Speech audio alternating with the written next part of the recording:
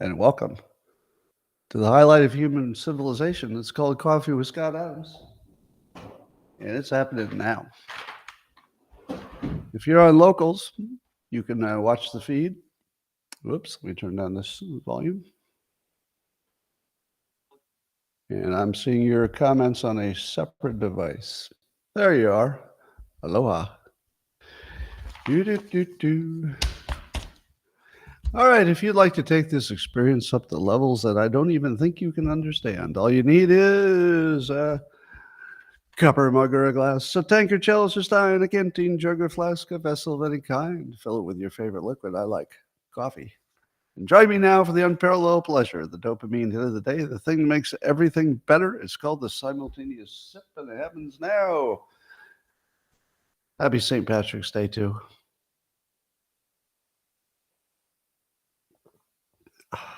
Yes, I had exactly one green shirt, and here it is. I might keep this one around just for future St. Patrick's Days. By the way, has St. Patrick's Day been erased yet? Has it been canceled? Has somebody found a reason it's racist? Because I feel I'm probably doing something racist just by celebrating Irish people. All right. Well, I'd like to start in with some news. I'd like to remind you that not only is our history fake, because it used to be written by the winners, but now it's written by the losers, literally. The people who couldn't do anything became reporters, literally the losers. So the winners are starting SpaceX's and starting social media companies and making billions of dollars, but they're not writing the history. The history is written by the people who couldn't do any of those things, so they became journalists instead. But it gets worse. AI is now rewriting history about me in real time. So I'm having this weird experience where I can watch history being faked about me. And I know that will become the permanent history. For example, I did a little experiment in the Man Cave video that I do just for the local subscribers, in which I asked ChatGPT to list quotes from me. And I think out of 10, 2 of them were completely made up. Definitely things I never said. Now, how would you know? If you were just some person searching for information and you saw a list of 10 of my quotes and you recognized several of them, wouldn't you think they were all real? I would. If I saw that 8 looked kind of real, I remembered them. The other 2 I would assume were real. Nope, completely made up. So that's what's happening. But the good news is I saw a list of presumed presidential IQs where all the presidents were compared. And it turns out the number one highest IQ of past presidents was John Quincy Adams. John Quincy Adams. And number 5 was John Adams, his father. In between was Jefferson, Clinton, and Madison. So the Adams family representing. And you'll notice that the IQs go up over time. So John Adams, the father, was only a mere 150, but John Quincy was rated at 170. And, they're only my cousins, but I'm up to 185. I think the next generation, if I had any kids that I knew about, probably 200, 230, something like that. I mean, I'm just interpolating from the trend. So good job there, family. I would like to point out that when it comes to presidents, the IQ is not as important as the talent stack. The talent stack can boost your natural IQ in an effective way. For example, President Trump was somewhere in the middle of the IQs of presidents. And by the way, I'm not saying that they've measured all this accurately. I assume they didn't. But if you imagine that Trump is in the middle, you might say to yourself, whoa, wouldn't we do better with somebody up in that 150 range? And the answer is you could, but only if they had as good a talent stack. Because one of the things that makes Trump Trump is that he's a performer. Reagan had that, but it was sort of rare. And Trump knows business, and he's a persuader, just to name three things. So if you know the real business world, you haven't been a politician all your life, you're a persuader and a performer, your perceived IQ in terms of what you can get done would be a lot higher. So I'm going to take the middle of the pack IQ plus the greater talent stack for the win. Now, I would say the other people who fit that would be Jefferson, Thomas Jefferson. He also had the talent stack of inventing and running a business, etc. So that's a good example. And who else? Reagan, as I said, he had the entertainer thing going on. So whenever you see a better talent stack, you're going to get a little bit better performance, I think. Here's some good advice from Joe Rogan. You've heard this advice from people who give this kind of advice, but it's actually really helpful to hear it from a real person Joe Rogan, as in terms of what worked and what didn't. So he says, quote, in a clip I saw just today on X, I went from being someone who was incredibly insecure and basically a failure to someone who was really successful at this one thing that was very dangerous that other people were scared of, and that was the fighting. So once he got good at being some kind of is it MMA type fighting, I guess. He said that gave him a bunch of confidence, and then I guess the confidence carried over into his other activities. Now, this is something I teach in my books, which is that if you can find anything at all that you can be better than other people, it's going to have a whole bunch of benefits. Number one, it's going to teach you, as Joe Rogan said directly, it teaches you that you can work hard and become good at something, which, believe it or not, is not obvious. If you're 12 years old or something, it's not really obvious that you could just become good at something by just wanting to and just trying hard and practicing, but you can. So I always recommend that you find something that interests you enough that you can practice it enough that you're in at least the top 10%. And that's not that hard, to be in the top 10% of something. To be in the top, 0.001% and be the best professional, that's pretty hard.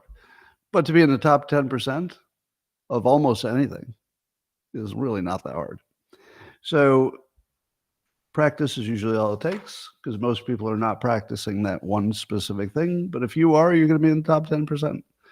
So that's one of the best pieces of advice you can get is become good at something, even if it's a hobby, because that becomes something you understand about yourself. Oh, I'm a person who can become good at a new thing that I've never done before just by wading in and being brave and doing a lot of practice.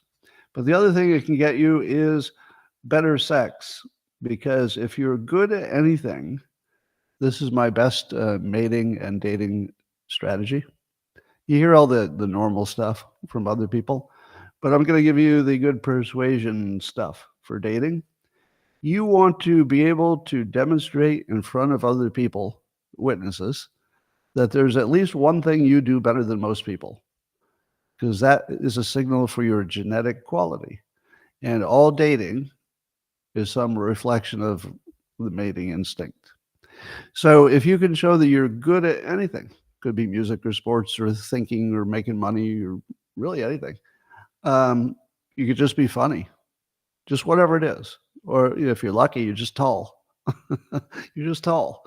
Or you could work out at the gym and be stronger, the Joe Rogan approach. And if you can display any of that stuff, people will naturally be drawn to you and want to mate with you because they can't help it. It's the most persuasive thing you can do, is to demonstrate that you're in the top 10% of something in front of other people. All right, I'm going to develop a theme here, and you're going to love it. I'm not going to tell you what the theme is until we get to it. I'll just give you the stories and tell you what theme you saw, and the reveal will be fun. Story number one, Axios says food is bad for you. So new research is showing that junk food isn't just bad for your health, it's bad for your brain. It makes you dumber and more addicted, just like alcohol or nicotine. I don't think anybody's surprised by this, are you? Is there anybody here who's hearing for the first time that eating junk food all day is going to be bad for your brain? Well, there's some science behind it. So if you didn't already know that. And some scientists, according to the Wall Street Journal, are um, they're actually proposing a new mental health condition called ultra processed food use disorder. Basically, a mental health problem caused by your food. Just think about that. We now know that food makes you dumber. That's like scientifically accepted. Food makes you dumber if you eat the wrong food. If you eat healthy food, but maybe makes you smarter or doesn't hurt you. And they tested those who had junk food for breakfast didn't perform well on learning and memory tests. So what you eat can make you stupid. Science number 2. Remember, I'm going to put it all together. Hold in your head, junk food makes you stupid. Okay. Number 2, wokeness is bad for you. There's a study that says woke attitudes are linked to anxiety, depression, and a lack of happiness. Of course. What did I just tell you? If you're woke, you think you're either an oppressor or you're a victim. And what's that doing for you? Is that making you feel good? When you're an oppressor, do you feel, oh, I'm so glad I'm an oppressor? Or do you feel maybe a little guilty about it? If you're a victim, do you think, oh, yay, look at me. I'm victimizing all over. I'm the victim. No. But what happens if you do what Joe Rogan did and you just go get good at something, especially something scary that other people are afraid of? Well, then your mental health is excellent. So, story number 2, being woke is bad for you. It makes you anxious, depressed, and unhappy. Do you think that you think as well? What do you think? If you were anxious, depressed, and unhappy, would your brain work as well as if you were mentally well? I don't think so. So in other words, eating junk food will make you stupid, and being woke will make you stupid via the anxiety, depression, and lack of happiness. Story number 3, birth control is getting a lot of pushback. Ashley St. Clair on the X platform is going at it hard, showing anecdotes of women who had bad experiences on birth control because it messed up their hormones. But when they got off, they realized, oh my goodness, I could lose weight, I could feel happier, and everything else. And so Ashley's on the I don't want to say warpath. What's the actual respectful way to say somebody's working hard? Activist? Anyway, she's working hard to get people to understand that maybe they should ask some more questions when they talk to their doctor. I'm not saying all birth control is bad. I don't think she's saying that either. I think she's saying that there may be a lot of symptoms to them that we don't know are coming from them. And that maybe you should be more aware that if you get on the pill and gain weight, maybe it's the pill. If you get on the pill and makes you depressed, start asking some questions. Maybe it's the pill. As Ashley points out, if you go to your doctor and you say you have those symptoms, what are they going to do? Take you off the pill? Not today. No, they're going to give you medication for your mental health. So first they'll put you on this would be Ashley's perspective. First they'll put you on the pill, gives you mental health problems. Not everybody, and we're talking allegedly here.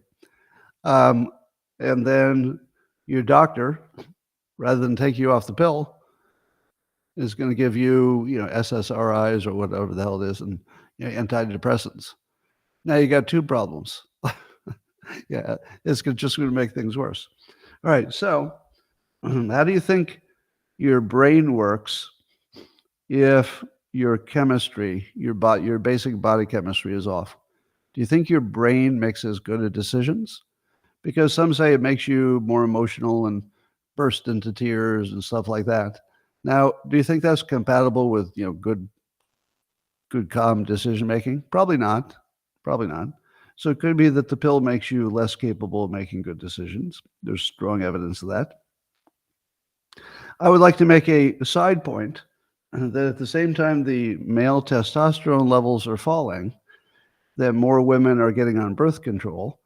And so 300,000 years of human evolution just got thrown under the bus. What is it that makes a human male and a human female attracted to each other? It's their chemistry, literally the chemicals in their body. Their brain follows the chemistry. So the brain might say, oh, you're not attractive, but really that just follows the natural biology. It's not your brain making the decision. It's your chemistry. So if you're super, super jacked up on testosterone and you're crazy horny, everybody in the bar looks pretty good. You know what I mean? So it's not your brain deciding what's attractive. It's your body. And then it tells your brain. Same with women. Their sexual preferences, we know, can be completely changed by being on birth control or not. So we've got, you can even go back further from humans to millions of years of evolution that created these male and females who had a certain chemical signature. The men had high testosterone, and the women had whatever you have when you're not on the pill. Then we changed both of them. We changed the men to low testosterone. We gave them junk food, and then we put the women on the pill. Now, are you real surprised about the lack of reproduction? Are you real surprised that we're not banging each other like crazy? Do you see that there's no way in the world that we would be as attracted to each other as we were before testosterone dropped, before we all got fat, and before the pill? There's not really any chance that we would be attracted to each other at the same level, because we evolved to be attracted with that very specific chemical signature, and then we use science to change it, or we use pollution to change it. There's a little of that too. Whatever's happening with the testosterone, I don't know. Anyway, let's put it all together. So food is making you stupid. Being woke is making you stupid. Taking birth control is maybe making you stupid. So if you were a fat, woke woman on birth control, how you doing? Well, it turns out that fat, woke women on birth control are the primary people who are controlling the country right now. And maybe that's suboptimal. You see how I pulled it all together?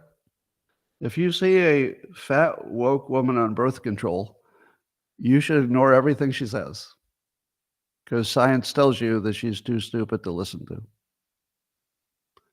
Too far? Is that too far? All right, that's probably too far. But thank goodness we've got social media to help us with our mental problems. So we've got TikTok making us doubt our genders. So have you seen how the people doubting their genders is going through the roof? That's a TikTok effect. Do you not believe me that it's a TikTok effect? Now, here's the funniest story about TikTok. I love this story. So for several years, at least 4 years, I've been telling you that the real risk with TikTok is persuasion. And that even if they haven't used it, they've built a platform where they can just push the button and tons of persuasion will pop out. Now, a lot of people for 4 years said, no, free speech. Free speech is more important. And I, kept saying, no, it's persuasion, it's persuasion. So then we got to the point where there was this anti-TikTok bill that was being considered in the House. And what did TikTok do as soon as TikTok was threatened? Well, if you don't know this is hilarious. So TikTok put up a message to its users that, they were going to lose their platform and they should call their representative. So the phones of the Congress people just rang off the hook, and every time they answered it, it'd be some crying teenager saying, "Oh, you're trying to kill all my fun. I'll kill myself if you take away my TikTok." Do you think that worked to convince the Congress people that TikTok is not trying to use its persuasion powers.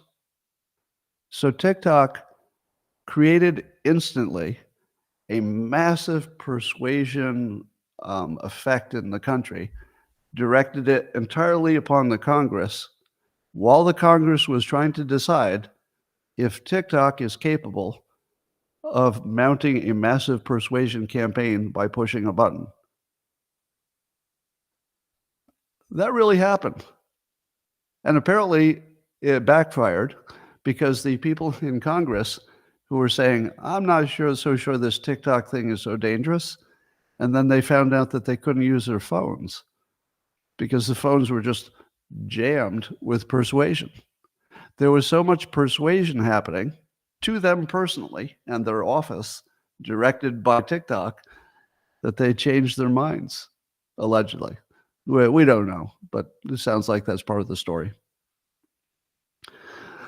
So I think we reached the point where we understand TikTok is a persuasion problem, and that's been demonstrated to our complete satisfaction. All right, I know what you're here for. You want to talk about the new hoax. Let's call it the bloodbath hoax, shall we? I woke up this morning to, hey, there's a new hoax, because everybody tells me when there's a new one. Let me tell you what's different this time around. Go back to 2015. Do you remember the simple times before Trump? 2015. Were there any people in the public, or many of them, who spent their entire day debunking the news itself so that you know what was fake news and what wasn't? At least you know what the signals are. You know who the people are who always do the fake news. You know if you see Schiff or Swalwell or John Brennan or Clapper, that it's an op. It's just fake news. Now, remember in 2015, that wasn't so obvious, was it? Do you know what's changed?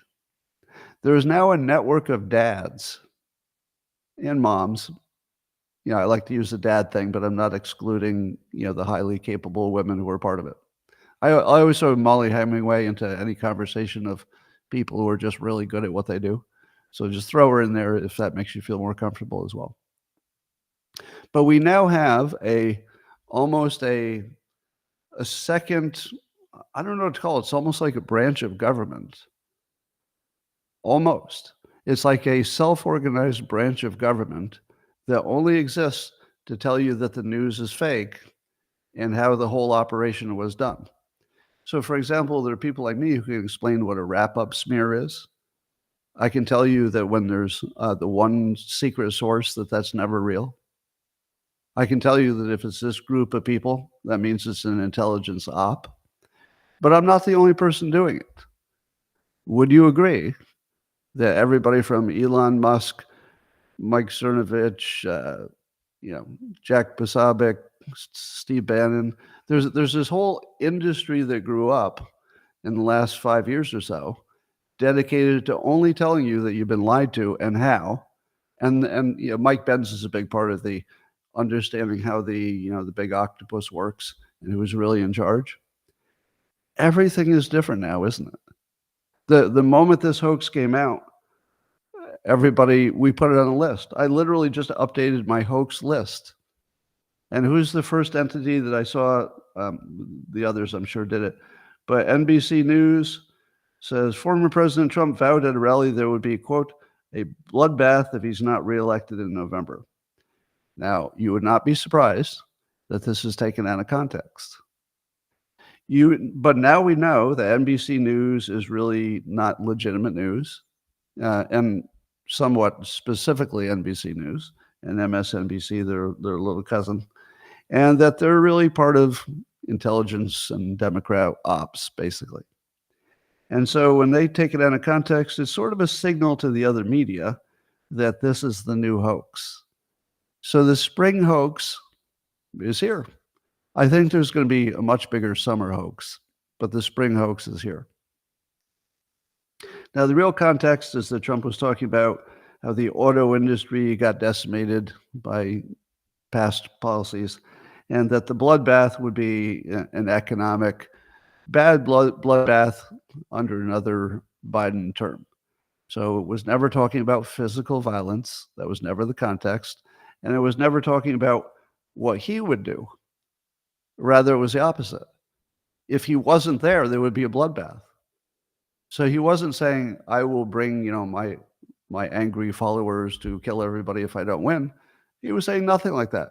He was saying, if I'm not there, the Biden administration will do an economic bloodbath. So that's what it really said. So I immediately updated the hoax quiz update. How many of these do you still believe? Do you still believe the Russia collusion hoax, the Steele dossier hooker story, the Russians paying bounties on U.S. soldiers, Trump called neo-Nazis fine people, Trump suggested drinking bleach to fight COVID, Trump overfed the koi fish in Japan, Trump cleared the protesters with tear gas for a Bible photo op, Hunter's laptop was Russian disinformation, elections were fair because no court found any major fraud, January 6th was an insurrection to overthrow the government, Trump tried to grab the steering wheel of the beast, border patrol agents whipped illegal border crossers, Trump stored nuclear secrets in Mar-a-Lago, Governor Whitmer kidnapping plot, Trump mocked a reporters, disability, government spending to subsidize green products reduces inflation. Trump invited Nick Fuentes to dinner at Mar-a-Lago. Twittergate was a dud. We learned nothing new or worse. Twitter doesn't shadow ban Twitter. Hate speech got worse under Musk. Derek Chauvin killed George Floyd. NATO funding hoax. Trump vowed there would be a bloodbath if he's not elected. Or if you like, I could break out separately just the Russia hoaxes themselves. All right, now just the Russia hoaxes. You will notice that I should have added some of the Russia-only hoaxes to the general hoax list, so it would really be much bigger. But here are just the Russia-specific hoaxes. Russia collusion hoax, the original, the Russian bounties on American soldiers, Russia laptop was Russian disinformation, Trump responsible for Navalny's death. Trump invited Russia to attack NATO countries because they didn't pay their bills. FBI informants for the Biden bribes as a Russian spy, probable hoax. Putin blew up his own pipeline hoax. Nude, the Trump is romantically attracted to Putin. Russia is behind the anti-vax movement. Alpha Bank hoax. Hamilton 68 hoax. Embassy sonic weapon hoax. Navalny died of a blood clot.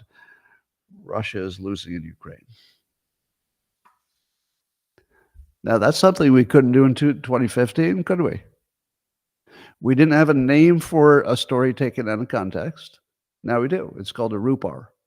And as soon as the story hit, massive number of people said, it's a rupar, it's a rupar. They did it again. They also said, here's the new hoax. Because people like me and people like you have called out all the plays in advance. And we know, for example, that there will be a big crisis coming, maybe something with Taiwan, maybe another virus, so that they have some reason to cancel the election or do something to the election that would give them some advantage to win. So, and then there's the whole, everything about the pandemic hoax.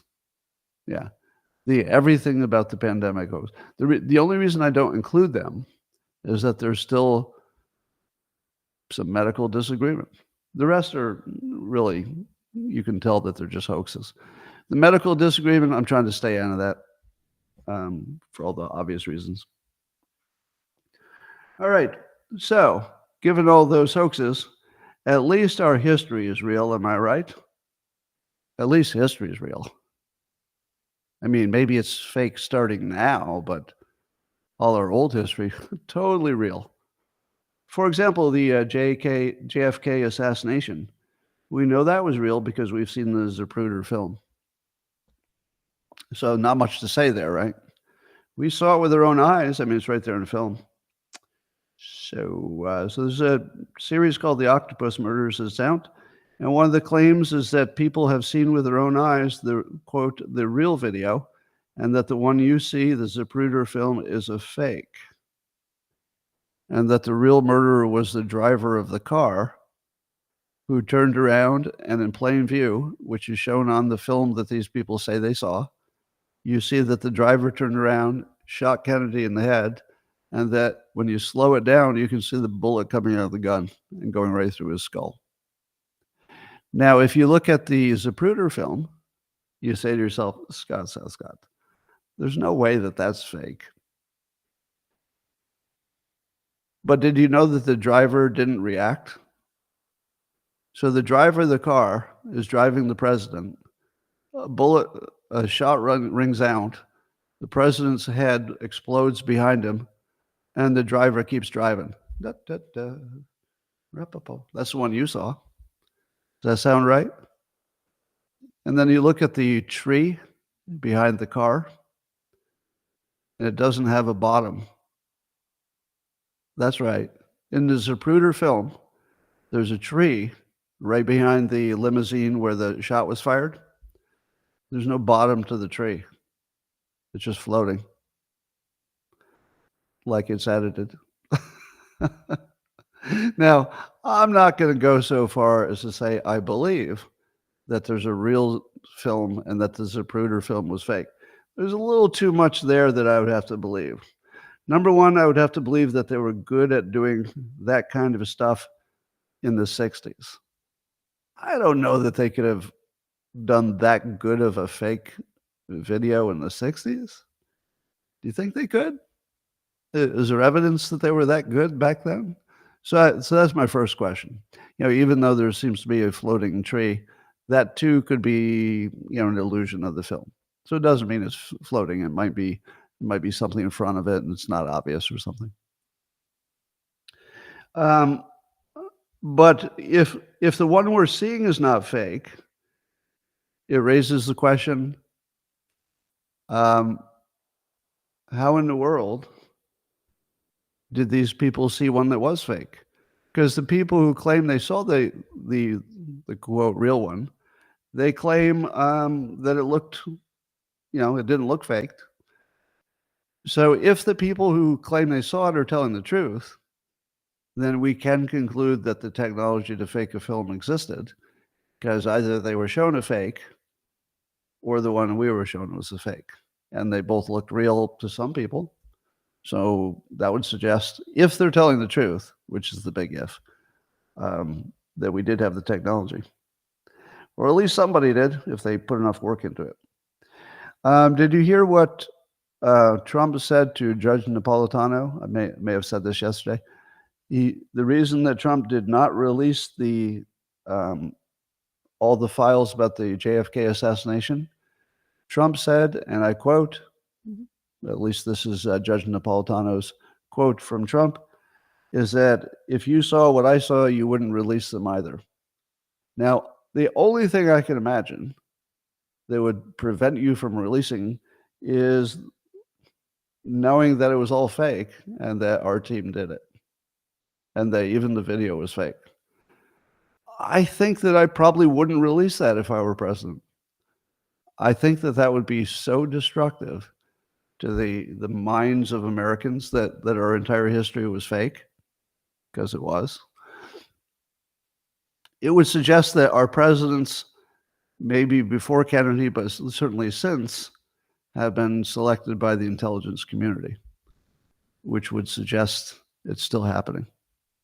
Which would suggest if you knew that and you're the president and you somehow got lucky because they didn't know to cheat enough and you won by accident, which is what some say is the case with Trump, that they weren't ready for him to win by as much as he did because the polls weren't accurate that time, the one time they weren't accurate, and or at least for the presidential election.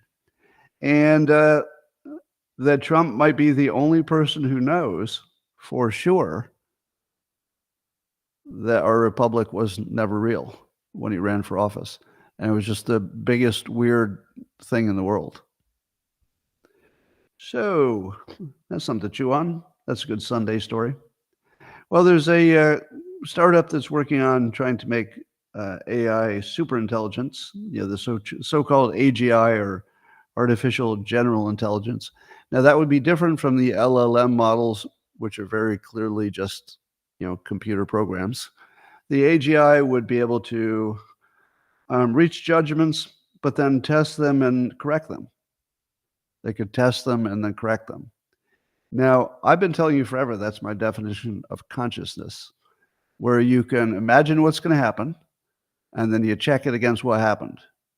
And that's consciousness. Imagining what will happen, then you note what does happen, and that's it. That's consciousness. There's nothing else to it. And so there's one company building a model they think can get there. But I don't know how you could build real intelligence that looked like the intelligence humans have unless you gave it biases. Here's why. Oh, somebody's telling me the Zapruder film didn't come out until 1977 when Dick Gregory got a copy that everybody thought was suspicious that he got a copy. That's interesting. So by 77, they were actually doing some manipulation of video. Well, when did Star Wars come out? About the same time? Star Wars? Anyway, so I think that artificial general intelligence is impossible because we mistake our own sense of certainty for intelligence. But our certainty is based on bias, not intelligence. It's just we don't know it. Oh, so Star Wars and the Zapruder film came out at the same time, roughly the same time. Okay. Well, and yeah, and Kubrick. Okay. Got it. Got it. Well, that's a big coincidence, isn't it? What about Kubrick? Somebody thinks he was involved with the Zapruder film? We got all kinds of conspiracy theories in the comments. Kind of fun. All right. So that's my take. My take is we'll never build super intelligence because the thing we think is intelligence in humans is actually based on our bias, not our intelligence. That'll make more sense later. I love the Elon Musk Don Lemon drama. Now, I went on record as saying that I don't believe the Don Lemon contract demands that were reported. I saw that the big account ALX or AXL, ALX, I think, real good follow. Has generally very reliable information, but is pretty sure that the story is true. I'm going to still say it's not. So smart people have confirmed that the story that Don Lemon asked for, crazy things, is smart people are saying it's true. But I haven't seen the source, and the agent still says no way, it's 100% false. So I'm going to say false, even though very smart people disagree with me, and they could be right. You could be right. So when smart people disagree with you, the best way you can be is to say, you know what, maybe they're right this time. When dumb people disagree with you, then maybe you could get a little arrogant, right? But ALX is a pretty solid account. So if he disagrees with me, he might have some sources I don't know about, possibly doesn't want to name his source. So I would say you shouldn't trust me too much on this one because there's a solid mind on the other side of it. So take that full context. But Elon Musk said to somebody else's comment about Don Lemon asking for the moon, allegedly, Musk said, yeah, we dodged a lemon, for sure. He is beyond entitled, and his show is unwatchable. So Elon Musk went from being his biggest promoter, effectively with the X platform giving Lemon a big opportunity, and then that all fell apart, and now his show is unwatchable. And I think it's true. I think Don Lemon threw away the biggest opportunity I've seen in a long time because all he really had to do is not be crazy. That's all he had to do. You know what? The X platform was all ready to embrace him. I would have watched his show, and I would have loved it if I saw some evolution away from the CNN craziness. But apparently he decided to just package up the craziness and bring it with him. So maybe it wasn't CNN, maybe it was him. And that just didn't work. X is just not the place the craziness works, and it fell apart right away. Stephen A. Smith, who's making news again, because he's saying the truth to people who don't hear it a lot. So it's important to the story. I hate that I have to say this, but if you don't know who he is, he's a black man who is saying that Biden is waging lawfare against Trump because he can't beat him. Now, I don't think Stephen A. Smith has ever been identified as anything like a Republican. So that's what's important. That he's black, no indication he's ever been a Republican, and he's telling his audience, which is important, right? Because his audience is pretty broad. He can get to a lot of people because he's a sports guy. And he's just basically telling you that the Biden administration is using lawfare against a competitor. I mean, that's pretty brutal.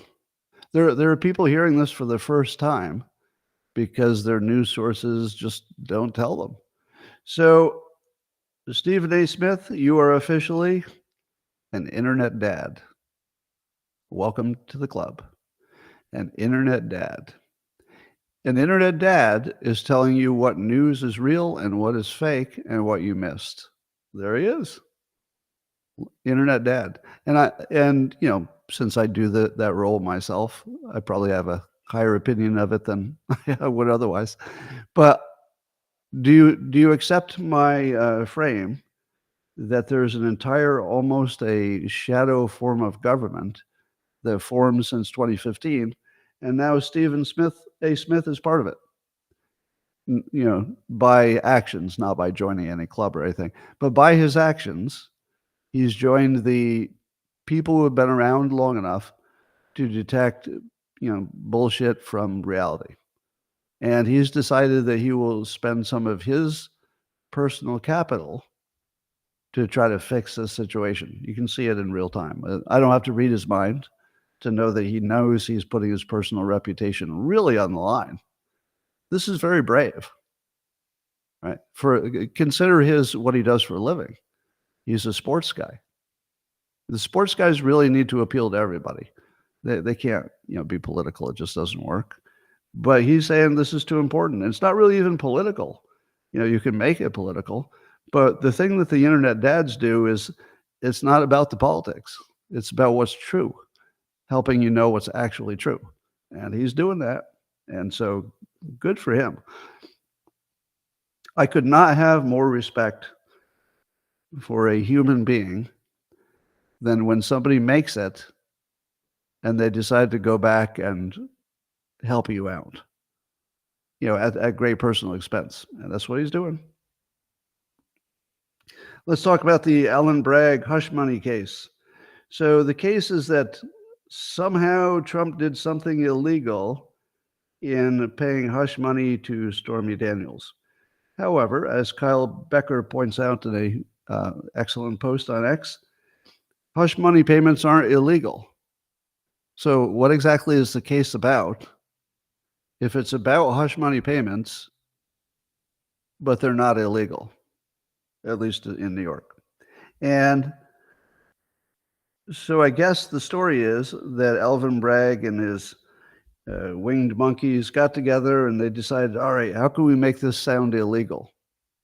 So they're going to make it illegal by maybe saying that the way he recorded it in his financial records was not accurate. So they could get him for inaccurate record keeping, even though it is listed as an expense. So the expense is the right expense, and it is being used exactly as the tax code requires. It just might be written down as something else, and that would be enough to put him in jail. So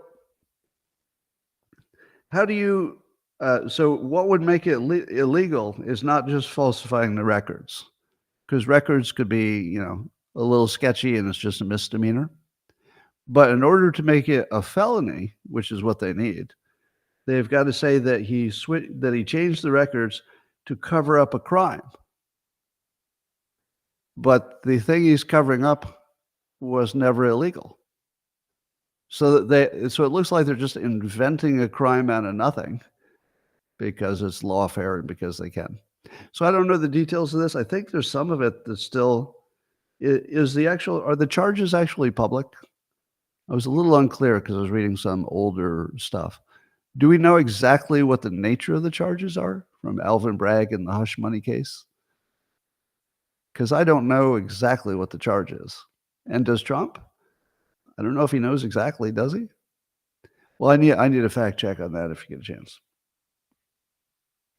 Well, do you think the summer crisis will be a war? So there's a report that Biden has deployed some U.S. troops in Taiwan. First of all, is that true? I don't know. Green Beret in Taiwan? Maybe. Because I would think the Green Beret would normally, don't they go in when you're helping somebody defend against another enemy?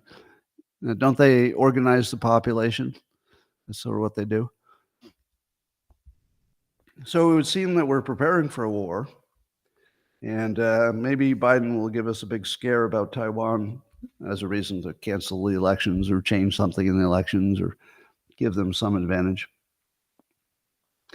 Well, there's a study that found that more than, this is from Data Depot on X. That's an account.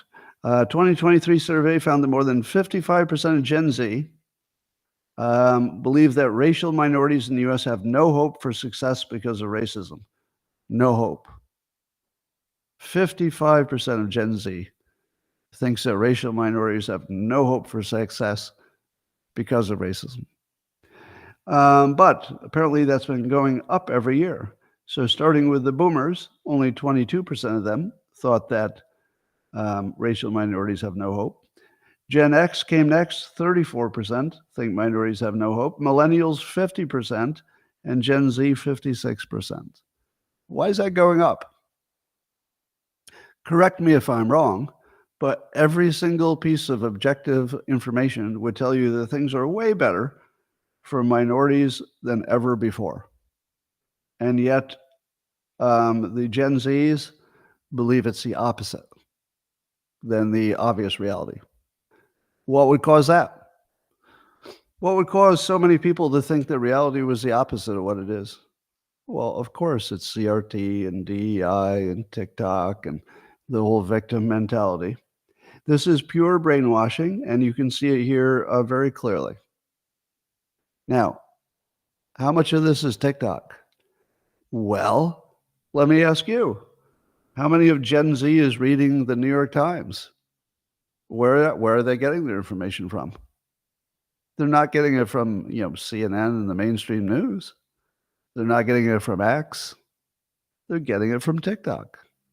So this is a really clear indication that TikTok is influencing people incorrectly, inaccurately, in a very divisive way. So it's exactly what it looks like. So let me correct this. Here's the reframe that would fix it all. No matter what the level of discrimination is, you can make it go away by doing the things that all successful people do. So whether or not this discrimination that they talk about is a real thing or not a real thing, you can reduce it to zero in your life in a practical sense, not a specific, literal sense, but in a practical sense, you can reduce it to zero. How would you do that? Well, if I were, let's say, a black man, say a young black child. If I'm 10 years old and I'm worried about discrimination and I want to succeed, I would do what I did. And I'm not a poor black child, but everybody who succeeded did it the same way. They looked for what works and then they did it. At the time, studying in school and getting good grades and going to college pretty much guaranteed a good life when I was that age. Would you agree? That, in my youth, if you went to college, did okay, you had a serious major, not a crazy one, your odds of doing well are basically 100%. 100%. Now, I had massive racial discrimination, did fine, right? You know my story. I was fired from, I had to quit, but two corporate careers I lost specifically for being white and male, and my bosses told me that specifically.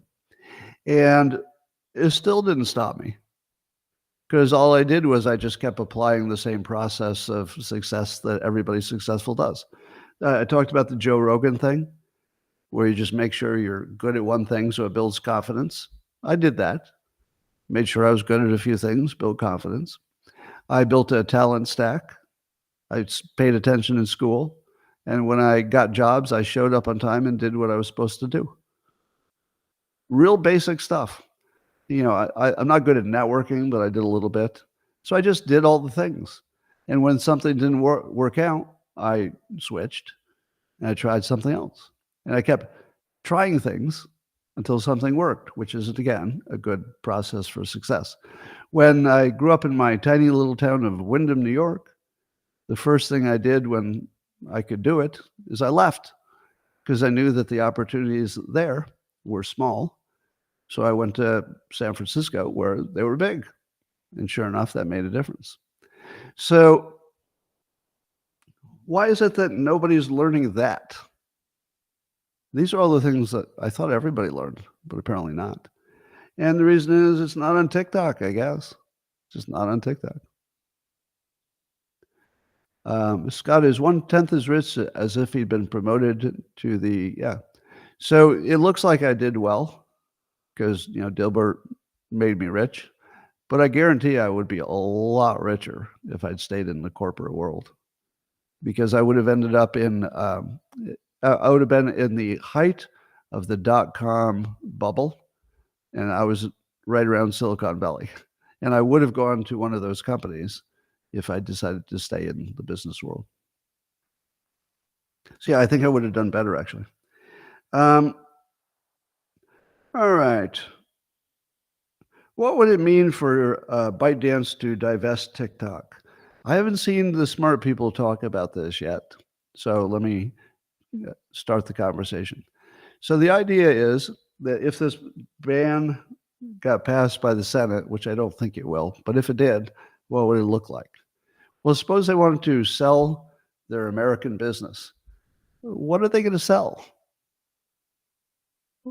What are they going to sell? They're not going to give their code away. You know that, right? There's no scenario in which ByteDance says, all right, here's the code we use for our entire platform. But since we have to sell you a little bit of it, we're going to give you the same code that works on the big platform.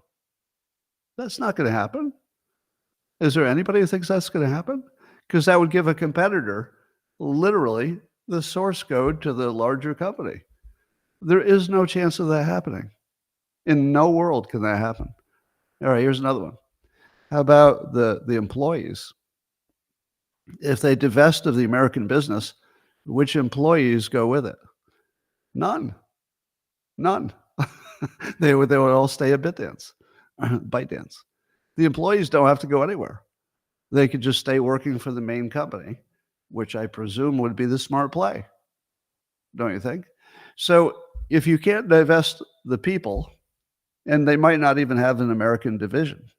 I don't even know if TikTok has does TikTok have developers who only work on American audience?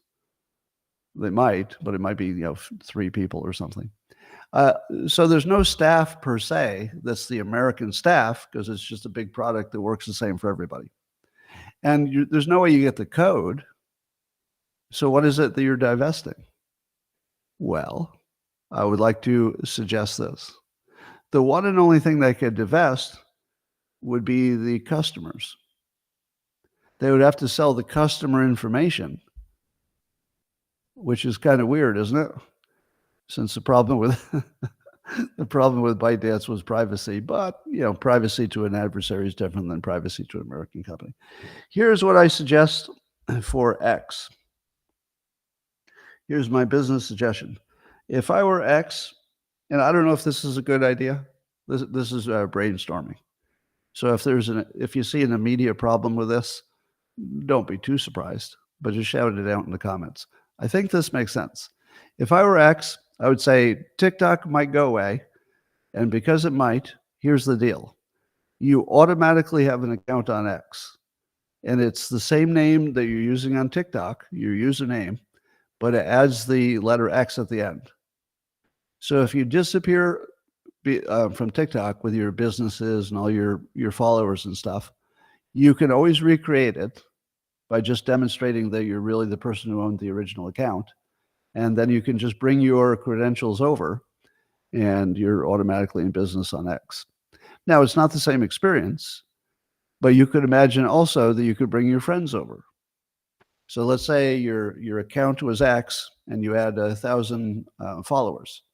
Well, it brings the 1,000 followers over, but only if those people also populate their new accounts. So it would be a nothing if they don't.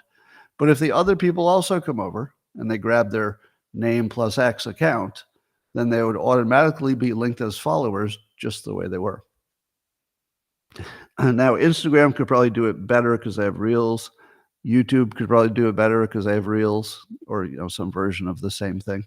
But how hard it would be for Twitter to just say, bring your traffic here, we're not going to pay a cent. Don't buy anything. Just don't buy anything. Say, you could bring your traffic here if it goes away. Now, there should be something that they could buy. In the perfect world, I do think the customer information should be sellable. It'd be like Vine. Yeah, somebody saying that it would be like X had Vine, and they could bring Vine back. It wouldn't be the hardest thing. So and now ask yourself this question. Why have you not seen anybody yet talk about how could you sell it or how could you divest it? I haven't seen that conversation. Have you? Somebody needs to ask what it is they would divest. If it's not people and it's not the source code, it's just the customers. And how would you do that? How would you just sell the customers? Well, it would require ByteDance to say, we will just turn off these accounts on a certain day.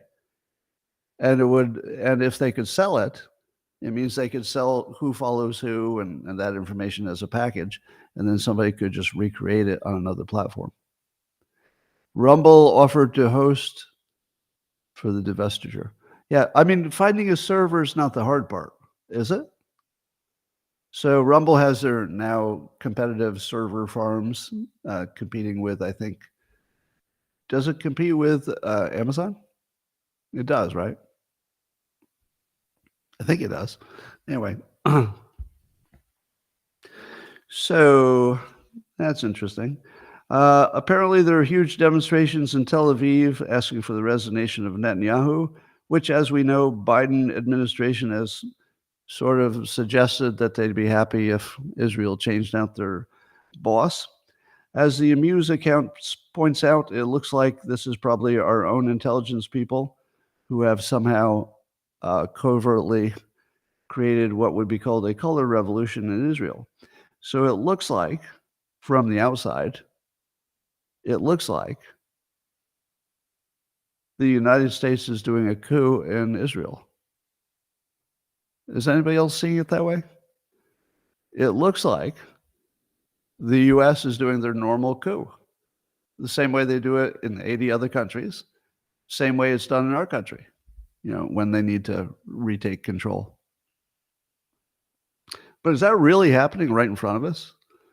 I mean, my brain is having trouble holding on to the idea that right in front of us, the United States is overthrowing Israel. But that is happening, right? Am I imagining that? Am I going too far? Now, here again is the internet dad effect. And I'm going to throw the Amuse account, and I don't know who that is because it's anonymous. But on X, there's an account called Amuse, which is highly recommended. End Wokeness, another one highly recommended. And they're internet dads. They're basically telling you what the news isn't telling you and getting it right. It's the getting it right that's the important part. Otherwise, there'd just be conspiracy theories. But I've never seen anything like this. And did you know that in 2015, Obama and Biden did fund a group to unseat Netanyahu? Apparently, we know that there actually was a Biden prior plan to fund a group to do a coup in Israel, essentially a legal coup.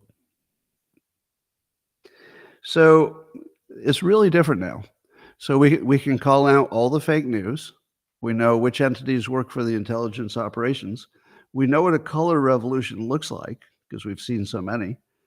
And now we can watch it unfold right in front of us. Incredible. All right. According to The Spectator, Israel's finance minister says the cost of rebuilding Gaza is, quote, not my problem. And then people said, what? How can you say that? You're destroying Gaza. How is it not your problem to rebuild it? To which I say, what exactly did he say wrong? Well, why would they destroy it just to rebuild it? They're not going to rebuild it. Why would you even think that? That's the craziest idea in the world, is that they were going to do a military action and then, fix what they broke. That's not going to happen. Why would they do that? They don't want Gaza to exist the way it existed before. I don't know what's going to be there. My guess is a lot of nothing. I think there's going to be a whole lot of nothing there for a long time. And I think they're fine with that. Because if you just rebuild it, it's just Hamas just reconstructs and you're right back where you were. So to imagine that Israel ever planned to spend their own money to rebuild the very threat that they're trying to destroy, why? Of course they're not going to pay for it. Now, if some other countries decided to bankroll the redevelopment, Israel might allow that to happen under, strict conditions that they control. But no, Israel's not going to pay to redevelop Gaza. That'd be crazy. On their side, it would be crazy. All right. But let me say, just because it's a big old woke world, because I tell you what I think is likely to happen, you might think you're seeing my opinion of what should happen. I'm not conveying that. Because my opinion of what should happen is completely irrelevant to this situation. I don't have any control. I don't have any persuasive ability. And my opinion would have no value, so I just don't have one. I'm just going to tell you that Israel is going to do what it has the power to do and considers a way to make themselves safer. We're just watching. Our opinions don't have anything to do with this.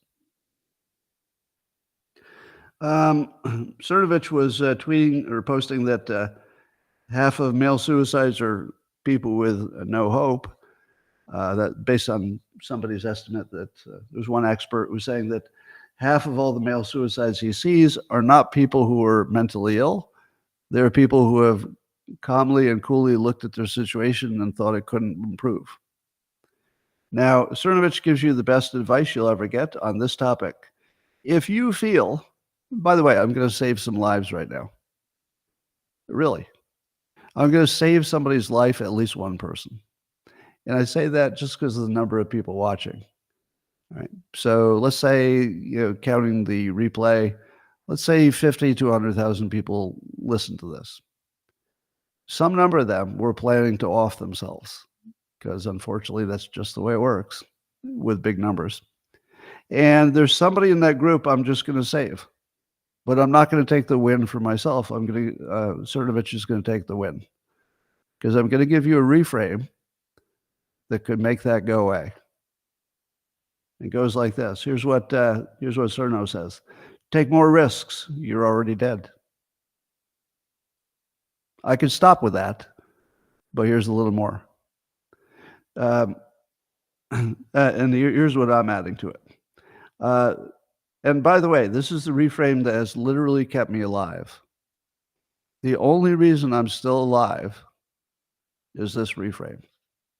That when it looks like there's just no way you'll ever be happy, increase your risk. It'll wake you up right away. So increase your risk of embarrassment first, because that's the one that doesn't kill you.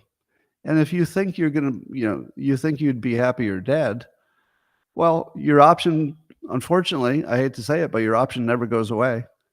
But you can at least challenge the option by saying, let me do something I would never do. So you walk up to the hottest person that you thought you could never approach, and you say to yourself, you know what? I mean, I'm basically a walking dead person. Might as well have some fun. So you go up and you're perfectly calm. You're perfectly confident because you don't have anything to lose. You got nothing to lose. And you walk up to that super hot person that you could never get, and you say, "Hey, I've been watching you. You're incredibly beautiful. How would you like to give me your number? Maybe we can go out." Most of the time, that person says, "No, thanks. I'm already in a relationship," or something like that. But every once in a while, somebody says, "You know what? Nobody ever asks. They just assume I'm not available," which is actually a problem that beautiful women have. Sherry used to say that when she was younger, that people didn't ask around when she was single because they just assumed they weren't in the league. And then some bagel shop guy asked her out, and she's like, "Thank God."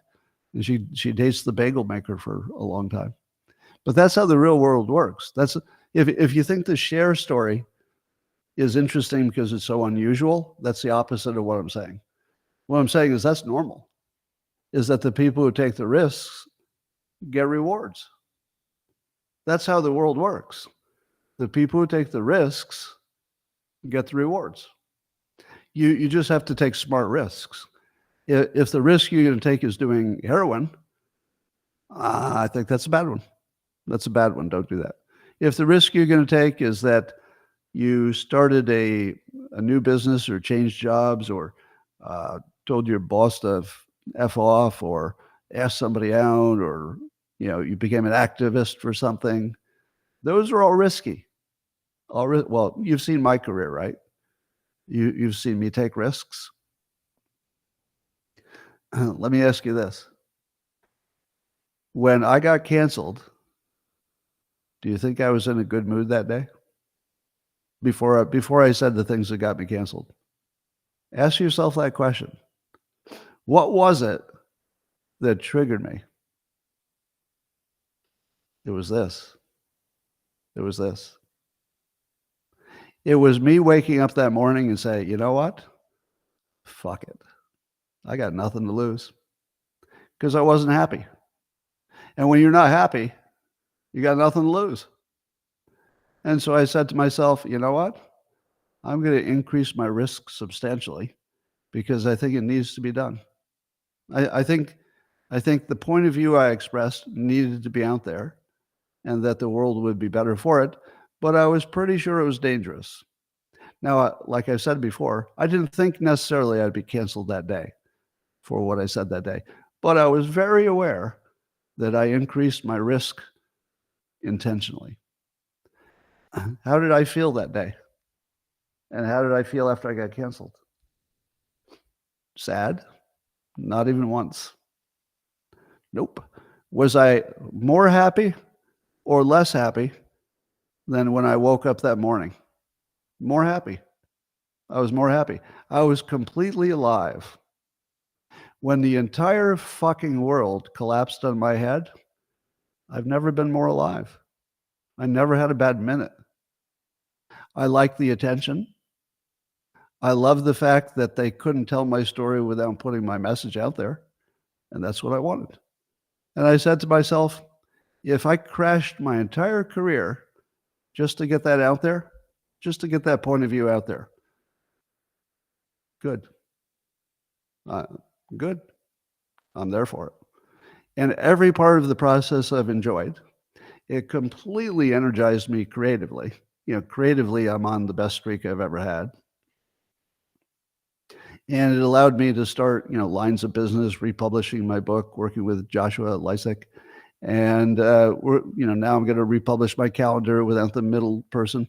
I've created an entire new business model for publishing. And I'm doing this. And at the moment, you're watching TikTok about to be banned. And although there were a lot of moving parts, I've been working on that for a long time. Now, do you know how much shit I'm going to get if I'm part of canceling TikTok? Is that free? Nope. Nope. I got a lot of explaining to do if that gets canceled. A lot of explaining. Is it worth it? Absolutely. Absolutely. I like the attention. I like the energy. It makes me feel alive, but only because I think it's the right thing, because I think it helps the country, helps individuals. That is the energy. So somebody watching this was having a bad day, weren't you? And as soon as you heard this, you said to yourself, whoa, that's a reframe. Why don't I increase my risk? Again, don't do physically dangerous things. Now, if the physically dangerous thing you're doing is, maybe you get a mountain bike or something, that's probably okay. You take up a sport that you might get injured, but it's a regular sport. That might be okay. I wouldn't go to extreme sports. That's bad risk management, but it's very good risk management to increase your risk of things that won't kill you. So in all likelihood, there's at least one person who listens to this, either on replay or right now, who just said, I'll be damned. I could just change my whole day.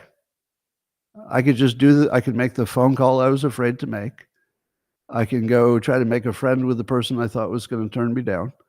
I can start this sport that I thought I would suck at. I can pick up the hobby that I knew I'd be terrible at and embarrass myself. I could go talk to somebody that I'd be too shy to talk to. Shyness is a big one. If you could just cure one thing, your shyness, your social anxiety. How much social anxiety do you have if you think your life isn't worth living? It all goes away. Trust me. I know this one. This one I know from experience. Social anxiety is you still thinking that you're worth something. That's where it comes from. If you think you're worth something, then you worry that something could go wrong in a social situation. So it's the worrying something would go wrong that's the whole problem. Well, you don't worry that something's going to go wrong if you've already given up on, being happy. Just walk into that room and take it over. Walk up to the alpha people in the room and just jump into that conversation. Put in your pat them on the back, shake their hands, move on. Go talk to the prettiest person in the room or the most handsome. Go shoot your shot. Ask for a phone number. Make it hurt. Make it hurt. Everything good comes from the pain. So if you're not feeling anything and you think your life is over, go make it hurt. But make it hurt right.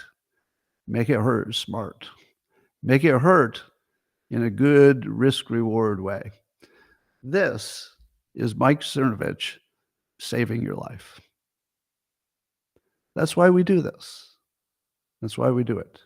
Not for the specific thing, but the reason the internet dads are dadding is to save your fucking lives.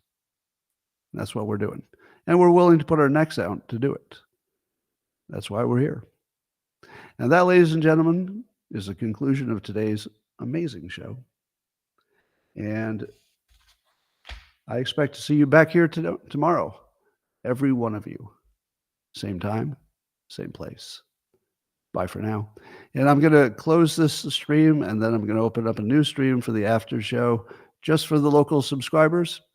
The rest of you have got enough of me today. But locals people, this stream will close. Going to open up a new one. Look for that right away in about a minute. Bye for now.